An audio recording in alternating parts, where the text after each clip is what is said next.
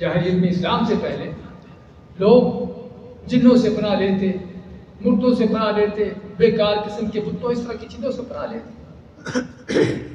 اور خولا ابن حکیم کی حدیث آتی ہے کہ آپ فرماتے ہیں کہ لوگ سفر کرتے اور کسی وادی میں ٹھہرتے تو وہاں پر کیا کرتے؟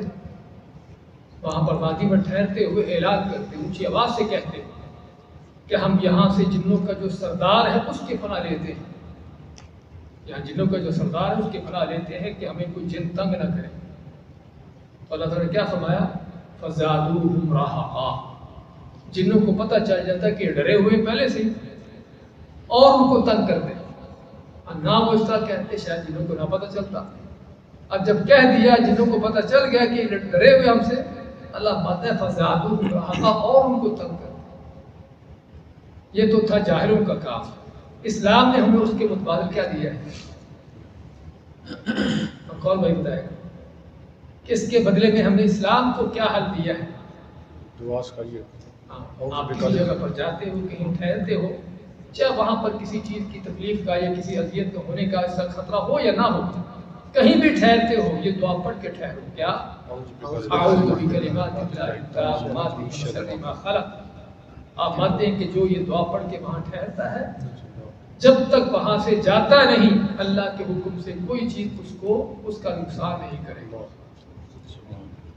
علامہ قرطبی رحمۃ اللہ علیہ بہت بڑے مفسر ہیں، فرماتے ہیں کہ میں جب بھی جہاں ٹھہرا ہوں یہ دعا پڑھ کے ٹھہرا ہوں، اور اللہ کے فضل سے اللہ کے حکم سے کبھی مجھے کسی چیز نے تکلیف نہیں دی، کسی چیز نے ڈسا ہو، بہت تکلیف ہو کبھی ہوا. کہتا میں ایک جگہ پر ایک جگہ ٹھہرا تو مجھے بچھو نے ڈس لیا. تو میں نے سوچا کہ کیا کیوں ڈسا ہے؟ تو جب سوچا تو پتا چلا کہ دعا نہیں پڑی تھی، دعا نہیں پڑی تھی.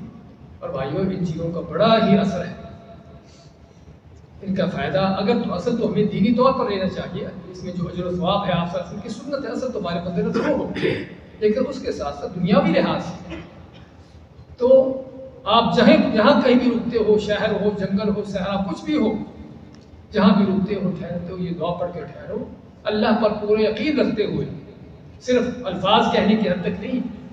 اور پھر اللہ کے حکم سے آپ کا کوئی چیز نقصان نہیں کرے گی، کوئی چیز نقصان نہیں، تاکہ کوئی انسان بھی آپ کا نقصان نہیں کرے گا.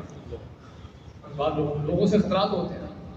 ہاں نقصان کرنے کا معنی کیا ہے کہ بعض اوقات کو ظاہری طور پر ممکن ہے آپ کو کوئی چیز ڈس لے، لیکن اس ڈسی ہوئی چیز کا آپ کو اثر نہیں ہوگا، آپ پر اس کا اثر نہیں ہوگا. تو یہ اعوذ کیا استعاذہ